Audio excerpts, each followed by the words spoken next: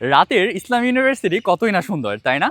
কিন্তু এই সৌন্দর্য যদি তোমার উপভোগ করতে হয় বা এই ইউনিভার্সিটিতে তোমার আসতে হয়, তাহলে কিন্তু তোমাকে সেই লেভেলেরই পরিশ্রম করতে হবে। আচ্ছা, তুমি যে ইসলাম ইউনিভার্সিটি অর্থাৎ জিএসটির বেস্ট একটা ইউনিভার্সিটির জন্য প্রিপারেশন গুছাতে যাচ্ছ বা এটা স্বপ্ন দেখতেছো, তুমি এটার জন্য কতটুকু পরিশ্রম করছো নিজেকে কি প্রশ্ন করে দেখেছো?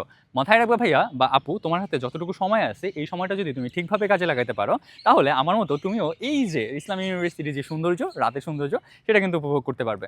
মাথায় রাখবা, তুমি যদি এই চিন্তা করো যে আমি রাত জেগে বা অনেক পড়াশোনা না করে, রাত জেগে না মিলে যদি অনেক পড়াশোনা তুমি না করে যদি এটা চিন্তা করো যে ইসলাম ইউনিভার্সিটির মতো একটা ইউনিভার্সিটি পেয়ে ফেলবো, জিএসটিতে টপ করবো, তাহলে কিন্তু তুমি দিবা স্বপ্ন দেখতেছো।